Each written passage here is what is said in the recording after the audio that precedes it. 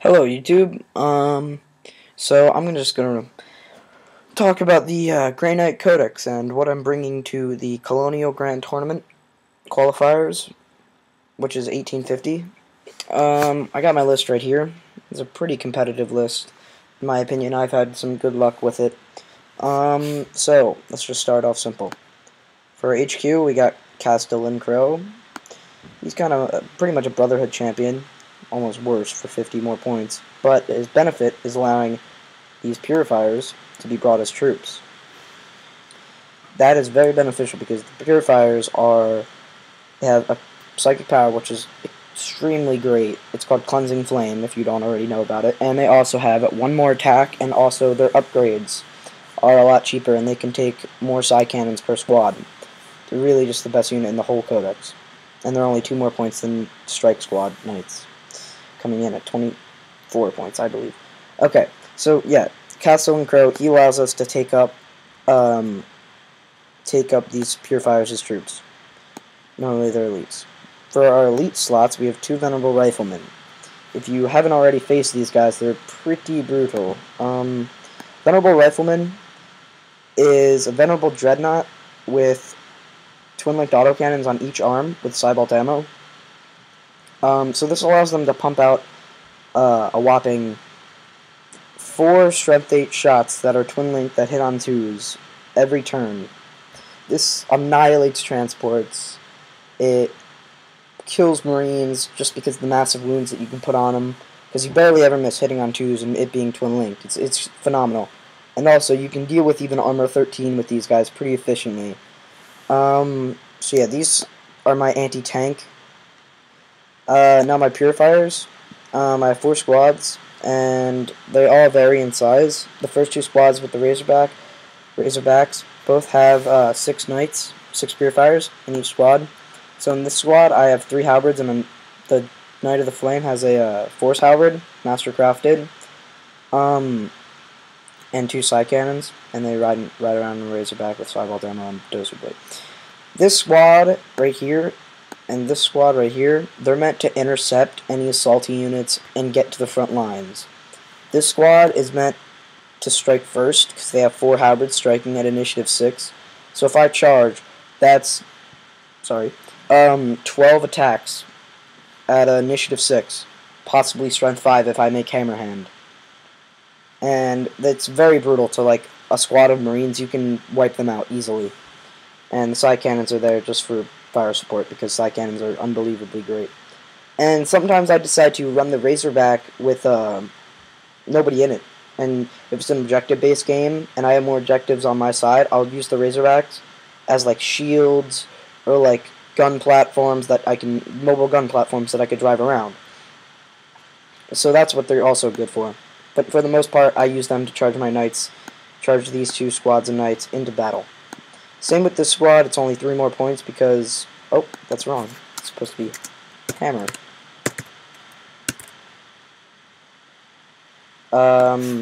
Yeah, it only has 3 halberds, but it has a mastercrafted 4 demon hammer.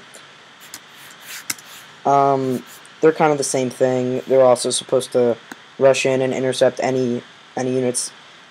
These purifiers, their bane is any kind of pie plates or terminators. They do not do well against terminators at all, because terminators have invulnerable saves, and they use that to void and negate my power weapon attacks. I've tried countless times to assault terminators with squads like these or squads like these, and it just doesn't work at all. So that's leaving 2 squads of purifiers left. This squad and this squad are pretty much meant to sit back and hold objectives. What I usually do is plop them in a building or a piece of terrain, and the 2 psi cannons in each squad I usually put on the top floor of the building or the highest point of the piece of terrain, and sit them down and they don't move, so that allows them to fire in heavy mode for 4 shots per turn. So that's 16 shots from both squads that are strength 7 AP4 rending, which it deals with armor 14 perfectly because it's better than shooting a las cannon at it, because it's 6s. Then after you rend it for armor penetration, 3, 4, 5, 6 is a pen, and 1, 2 is a glance. So it's side cannons are also my anti-armor choice. So yeah, these guys are meant to stay back, and they don't have a transport. Here are my heavy supports, 2 Dread Knights. Now, normally, people don't usually run Dread Knights competitively, but me, I've had great luck with them. I mean, anything that can take them out, like Dark Lances, Meltaguns, stuff like that, high strength, low AP. I kind of thought about this. There's very few armies that can spam things like that, except... no, there's very few armies that can spam stuff like that, like Dark Lances from Dark Eldar and other armies. I'm not naming them, correct me if I'm wrong, but most of those armies that can spam stuff like that are kind of weak. Like, Dark Eldar vehicles are only armor 10 and armor 11, and my Venerable Riflemen can annihilate those easily, since they're open-topped. So those aren't a problem at all. So, these guys, they're unbelievable. My old list at 1850 was no Dread Knight, or no, not this Dread Knight. I took this Dread Knight out and put in a Land Raider there and plopped a squad of Knights and took out that Razorback in that Land Raider. I wasn't having as much luck in it in that list because the Land Raider was just kind of plopped down in the list because I had nothing else to fill up the points, but I really thought about it, and this is what I came up with. And I outkitted them pretty generically. I mean, the heavy side cannon isn't the greatest. I wish I could have gave him a heavy incinerator and him a heavy incinerator, but you know, I wish they both had heavy incinerators. Not just, yeah, whatever. Anyway, personal teleporter, must. Personal teleporter, definitely a must. Having a monstrous creature that only runs 6 inches per turn, he'll get there at the end of the game. This allows personal teleporter allows me to shunt one time across the board, and it's for 30 inches, and it allows me to get on their side first turn. So my new tactic is first turn, shunt these guys 30 inches up. Now if I'm playing Spearhead, the one where you deploy 12 inches up, I'm already on your side. I'm 42 inches up the board.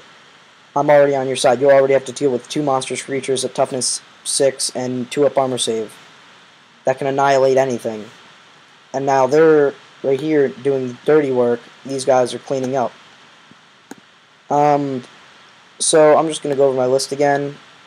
Crow, I use him as a tar pit unit, tar pit large squads, or a power unit and go into defensive stance because he can do that. Venerable Riflemen, they're my anti-tank. These guys are the guys that charge into battle and usually annihilate anything, but I have to keep them away from power units like Terminators and stuff like that. And anything with a low and vulnerable save. Can't forget to say that. Anything here, from here down, hates stuff with low and vulnerable saves. Since my whole army has power weapons, force weapons, in fact, they really hate stuff with low and vulnerable saves because they're meant to take out their armor. And then when they have a low and vulnerable save, it completely counteracts the point of a power weapon. So Terminators with Storm Shields will annihilate these guys. Any of these, especially Paladins. Paladins aren't even a viable choice to charge into Terminators with Storm Shields. It's just not a good idea. So, yep, going back to this, these guys charge into battle, along with these guys. These guys hold back and sit on objectives. And these guys do the dirty work up on the front lines of the enemy's deployment. So yeah, the list comes out to 1845, if Army Builder calculated it correctly. So maybe you guys could try this list out. It's a great list. I have been trying to get battle reports out with it, like video battle reports, but my camera keeps screwing me over, dying on the last turn, all this other stuff, running out of space. I mean, I'll do a quick one maybe, but I really wanted to do an in-depth one. So, yeah, this is my list. I'm bringing to the Colonial GT qualifier at 1850 at Maplewood Hobby in Maplewood, New Jersey. So I hope you enjoyed this video. It's my first rant video. I hope I did a good job, guys. Thank you for watching. Please subscribe.